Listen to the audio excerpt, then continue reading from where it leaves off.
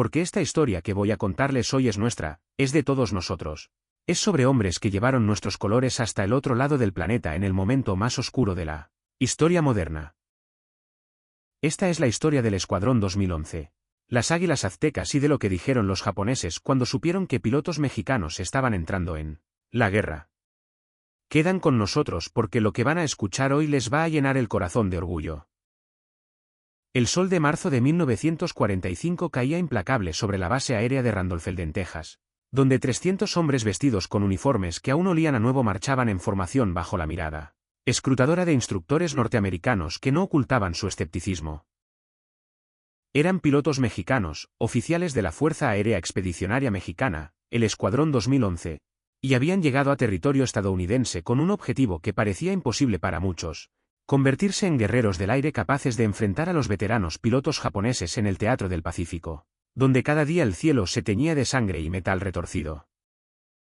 Entre ellos estaba el capitán Radamés Gaxiola Andrade, un piloto de Sinaloa con ojos que parecían contener todo el fuego del desierto sonorense, quien miraba los cazas P-47 Thunderbolt alineados en la pista con una mezcla de reverencia y determinación que hacía temblar sus manos cuando nadie lo veía.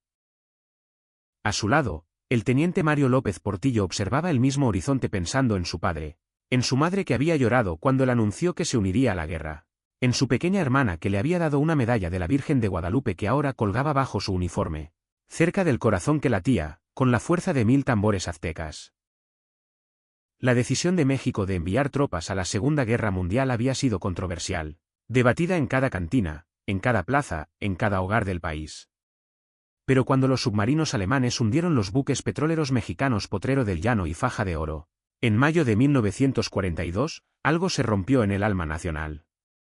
No era solo una cuestión de política o alianzas, era una cuestión de dignidad, de respeto, de demostrar que México no era una nación que se arrodillaba ante nadie.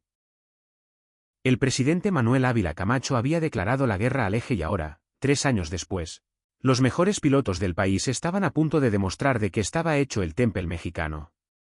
Los instructores americanos, muchos de ellos veteranos curtidos de las campañas europeas y del Pacífico, miraban a estos hombres morenos con uniformes impecables y no podían evitar preguntarse si realmente estaban preparados para lo que venía.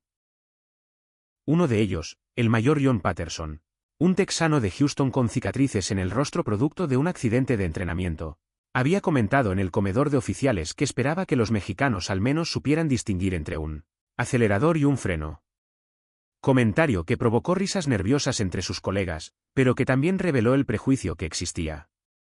Esa subestimación que ardía como ácido en el orgullo de cada uno de los pilotos del 2011. El entrenamiento fue brutal, diseñado para romper a los hombres y reconstruirlos como máquinas de guerra. Comenzaban antes del amanecer con ejercicios físicos que dejaban sus uniformes empapados de sudor. Seguían con clases técnicas sobre el funcionamiento del P-47 Thunderbolt, un monstruo de acero con un motor Pratt & Whitney de 2000 caballos de fuerza que rugía como un jaguar enfurecido, cuando alcanzaba su máxima potencia. Aprendieron sobre tácticas de combate aéreo, sobre cómo identificar a los cazas japoneses Zero y Oscar, sobre cómo ejecutar maniobras de ataque en picada, sobre cómo mantener la calma cuando las balas trazadoras cruzaban el cielo buscando convertir tu cabina en un ataudal. El capitán Gaxiola demostraba un talento natural para el vuelo, ejecutando giros y maniobras con una precisión que hacía que incluso los instructores más duros asintieran con aprobación. Durante una sesión de vuelo de formación, cuando el mayor Patterson ordenó una maniobra compleja de separación y reagrupamiento, Gaxiola la ejecutó sin un solo error, llevando su P-47 a través del cielo tejano como si hubiera nacido con alas. Esa tarde Patterson se le acercó en el hangar. «Capitán, vuela como si el cielo le perteneciera. Siga así y quizás sobreviva». Gaxiola lo miró directo a los ojos. «No voy a sobrevivir, mayor. Voy a vencer». Mientras tanto, en Tokio, en las oficinas del alto mando imperial japonés, el coronel Takeshi Yamamoto estudiaba informes con creciente preocupación. Los documentos compilados por espías y agentes que operaban en territorio neutral y por interceptaciones de comunicaciones aliadas confirmaban algo que inicialmente había parecido un rumor sin importancia. México, una nación que hasta ese momento había sido considerada irrelevante en el teatro del Pacífico, estaba enviando pilotos de combate para unirse a las fuerzas estadounidenses en Filipinas. Y Yamamoto, Un hombre delgado con anteojos redondos y una mente analítica formada en la Academia Naval Imperial, convocó una reunión urgente con sus superiores en una sala austera, decorada únicamente con un retrato del emperador Hirohito y un mapa del Pacífico cubierto de alfileres que marcaban posiciones militares. Presentó sus hallazgos ante el general Masakazu Kawabe y otros oficiales del Estado Mayor. Señores, comenzó Yamamoto con la formalidad que caracterizaba todas las interacciones militares japonesas. Nuestras fuentes confirman que un escuadrón de la Fuerza Aérea Mexicana, designado como Escuadrón 2011, está completando entrenamiento avanzado en Estados Unidos y será desplegado en el teatro filipino en las próximas semanas. El silencio que siguió a este anuncio fue pesado, cargado de implicaciones que todos en esa habitación comprendían. El general Kawabe, un veterano de las campañas de China y Birmania, con el rostro marcado por años de servicio brutal, se inclinó hacia adelante y preguntó con voz controlada pero tensa: ¿Cuál es la significancia estratégica de este desarrollo, coronel? ¿Por qué deberíamos preocuparnos por un escuadrón de una nación que ni siquiera tiene tradición militar significativa en aviación? Yamamoto ajustó sus anteojos y respondió con la precisión de un reloj suizo. Mi general, la significancia no es táctica, sino simbólica y estratégica en un sentido más amplio. La entrada de México en el combate activo del Pacífico demuestra dos cosas. Primero, que los estadounidenses han logrado consolidar un frente panamericano contra nosotros, extendiendo la coalición más allá de las potencias tradicionales. Segundo y más preocupante, sugiere que tenemos frente a nosotros un enemigo con reservas prácticamente ilimitadas de hombres y recursos. Si hasta México está dispuesto a enviar sus hijos a morir en islas que están a medio mundo de distancia, significa que la determinación aliada es absoluta y que nuestra situación es más desesperada de lo que admitimos públicamente. Otro oficial presente, el almirante Suemu Toyoda, comandante de la flota combinada, golpeó la mesa con el puño y declaró con amargura: esto es humillante. Hace 4 años dominábamos todo el Pacífico Occidental, desde las Aleutianas hasta la Salomón. Y ahora hasta países que considerábamos insignificantes envían fuerzas contra nosotros. ¿Qué sigue que Guatemala nos declare la guerra? Pero Yamamoto no compartía esa indignación emocional. Su mente trabajaba en niveles más profundos y oscuros. Almirante, dijo con calma, no se trata de humillación, sino de realidad. Los mexicanos que vienen no son turistas militares. Son pilotos que han sido entrenados según los estándares estadounidenses más rigurosos que volarán aviones P-47 Thunderbolt y que vendrán con algo que muchos de nuestros pilotos ya han perdido: el fuego del novato, la desesperación por demostrar su valor. Hombres peleando por el honor de su nación y eso los hace extremadamente peligrosos. Recomiendo que instruyamos a nuestras fuerzas en Filipinas para que no subestimen a ningún enemigo sin importar su bandera. El informe de Yamamoto fue distribuido a las unidades japonesas en Luzón y otras islas filipinas, llegando a manos de pilotos veteranos como el teniente Saburo Sakai, unas con más de 60 derribos confirmados, quien leyó la información sobre el Escuadrón 2011 mexicano con una mezcla de curiosidad y resignación. Sakai, que había sobrevivido a batallas sobre Darwin, Guadalcanal y Rabaul, que había visto a docenas de sus camaradas caer en llamas del cielo. Sabía que cada nuevo enemigo en el aire era simplemente otra oportunidad de morir o matar, sin importar de qué país viniera. Pero incluso él no pudo evitar comentar con sus compañeros de escuadrón: ahora hasta los mexicanos vienen a cazarnos. El imperio del sol naciente se está poniendo, amigos, y todos lo sabemos, aunque no lo digamos en voz alta. Mientras esto ocurría en el lado japonés del Pacífico, el Escuadrón 2011 completó su entrenamiento en abril de 1945 con un récord impecable que silenció a los escépticos. Los pilotos mexicanos habían demostrado no solo competencia, sino excelencia, ejecutando maniobras complejas, dominando técnicas de bombardeo en picada y mostrando una cohesión de unidad que impresionó incluso a los instructores más experimentados. El mayor Patterson, el mismo que meses antes había dudado de ellos, escribió en su informe final: el Escuadrón 2011 de la Fuerza Aérea Expedicionaria Mexicana ha demostrado estar completamente preparado para operaciones de combate. Sus pilotos exhiben disciplina, valentía y habilidad técnica al más alto nivel. Será un honor verlos en acción. Esas palabras leídas en voz alta por el coronel Antonio Cárdenas Rodríguez, comandante del escuadrón, durante una ceremonia de graduación, provocaron que más de un piloto tuviera que contener las lágrimas. Habían llegado como extranjeros subestimados y partirían como guerreros respetados. El viaje al Pacífico fue largo y tenso. Primero en tren a California, luego en barco cruzando ese océano inmenso que parecía no tener fin, donde el agua se extendía en todas direcciones hasta fundirse con el cielo en un horizonte que aplastaba el alma, con su inmensidad. Los pilotos pasaban las horas escribiendo cartas a sus familias, cartas que sabían podrían ser las últimas, donde trataban de explicar con palabras inadecuadas por qué habían elegido ir tan lejos a pelear en una guerra, que muchos compatriotas consideraban ajena. El teniente López Portillo escribió a su madre: «Mamá, sé que no entiendes por qué tuve que venir hasta aquí, tan lejos de ti, de nuestra casa, de todo lo que amo. Pero algún día, cuando esta guerra termine y si Dios me permite regresar, quiero que puedas decir con orgullo que tu hijo defendió no solo a México, sino los principios de libertad y justicia que nos hacen humanos. Cada vez que subo a mi avión, llevo conmigo tu bendición y la medalla de la Virgen que me diste. No estoy solo en el cielo, mamá, porque ustedes vuelan conmigo». Llegaron a Manila en junio de 1945, justo cuando la ciudad todavía se recuperaba de la brutal batalla de liberación que la había dejado en ruinas. Los edificios destruidos, los esqueletos de acero retorcido, los cráteres de bombas que marcaban las calles como cicatrices en la cara de un veterano de guerra. Todo esto les recordaba que habían entrado en un mundo donde la muerte era cotidiana y la supervivencia era un regalo que no se garantizaba a nadie.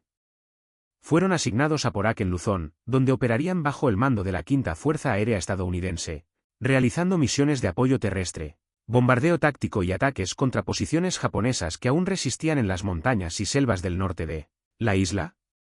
En Pac, aviadores tejanos los recibieron con cervezas.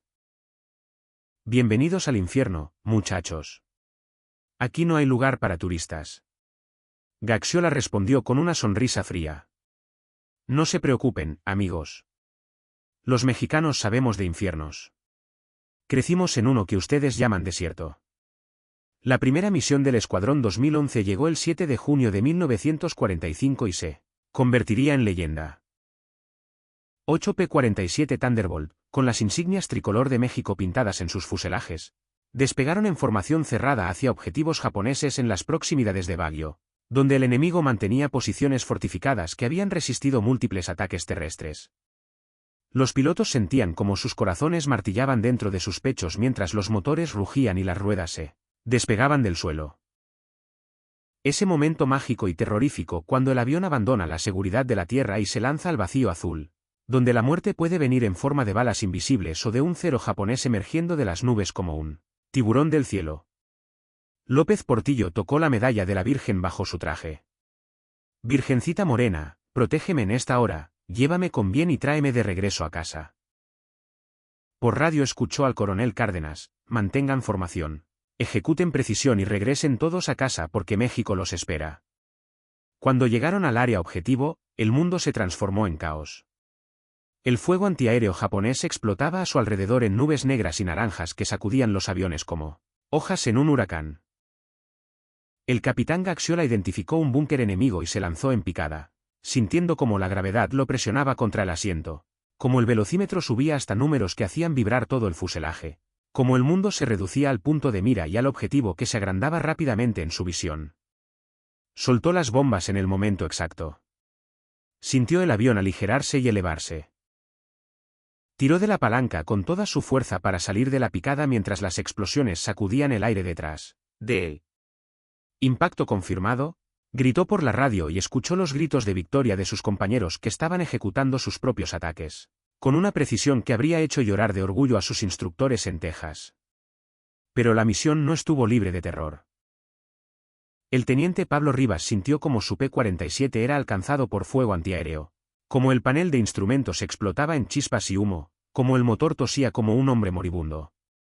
«Estoy golpeado, estoy golpeado», gritó por la radio con la voz quebrada por el pánico, pero logró mantener el control. Logró hacer girar el avión herido de regreso hacia la base, aterrizando con un motor muerto y el tren de aterrizaje apenas funcionando, sintiendo como su cuerpo temblaba con la descarga de adrenalina mientras los mecánicos corrían hacia su avión. Esa noche, en el área de oficiales, los pilotos del 2011 celebraron su bautismo de fuego con una mezcla de euforia y solemnidad. Habían probado el combate real y habían sobrevivido, pero también habían sentido la proximidad de la muerte. Ese susurro frío que acaricia la nuca cuando las balas pasan demasiado cerca. El capitán Gaxiola levantó un vaso de tequila que alguien había conseguido contrabandear desde México y propuso: un brindis. Por México, por nuestras familias, por los que cayeron antes que nosotros y por los que aún están por venir. Que nuestro valor en este cielo lejano honre cada gota de sangre azteca que corre por nuestras venas. Bebieron todos sintiendo como el líquido quemaba sus gargantas, un dolor pequeño y bienvenido que los anclaba a la realidad después de horas de irrealidad violenta. Las misiones continuaron. Día tras día, semana tras semana, cada una un desafío a la muerte, cada una oportunidad para demostrar que el Escuadrón 2011 no solo era competente, sino excepcional. Atacaron posiciones enemigas en Aparri, en Tujegarao, en Kiangan. Lanzaron bombas sobre fortificaciones japonesas escondidas en selvas impenetrables. Ametrallaron convoyes enemigos que intentaban moverse bajo la cobertura de la noche. Escoltaron bombarderos estadounidenses en misiones profundas sobre territorio hostil. Los pilotos estadounidenses, que inicialmente los habían visto con condescendencia, ahora buscaban volar junto a ellos, reconociendo que los mexicanos no solo mantenían el ritmo, sino que frecuentemente lo marcaban. Un piloto de Alabama llamado Teniente James Morrison comentó después de una misión particularmente brutal: esos muchachos mexicanos vuelan como si el diablo mismo los persiguiera y pelean como si tuvieran algo que demostrar al mundo entero. Respeto, puro respeto. Pero el combate también cobró su precio. El 26 de julio de 1945, durante una misión contra posiciones japonesas en el valle de Cagayán, el teniente José Espinoza Fuentes fue alcanzado por fuego enemigo. Su P-47 comenzó a arder, las llamas lamiendo el fuselaje como lenguas hambrientas de un dragón infernal. A través de la radio, sus compañeros escucharon su voz sorprendentemente calmada, considerando las circunstancias. Me están quemando, muchachos. No voy a lograrlo. Díganle a mi familia que los amo.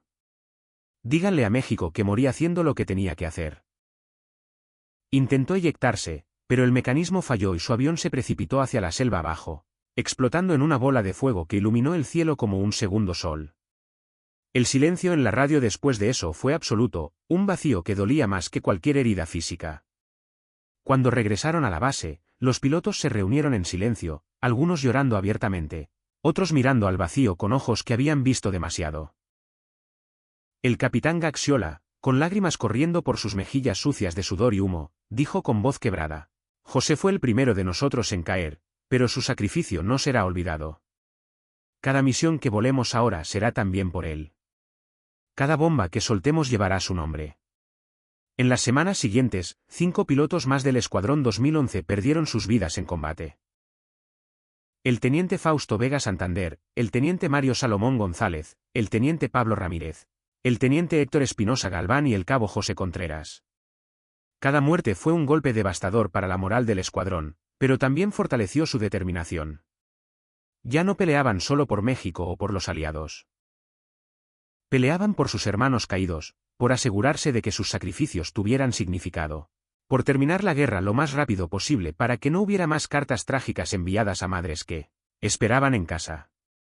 El teniente López Portillo, después de perder a su mejor amigo Mario Salomón en una misión sobre Bontoc, escribió en su diario: hoy enterramos a Mario bajo un cielo que ya no parece el mismo cielo que sobrevolábamos juntos en México, llenos de sueños e inocencia. La guerra nos arrancó la inocencia, pero nos dio certeza. Nuestra causa es justa y cada enemigo derrotado es un paso hacia un mundo donde otros jóvenes no tendrán que morir tan lejos de casa. Para mediados de agosto de 1945, el Escuadrón 2011 había completado 59 misiones, lanzando más de 15 bombas, contribuyendo significativamente a la liberación de Luzón. Y entonces, el 15 de agosto llegó la noticia que cambió todo. Japón se había rendido, la guerra había terminado.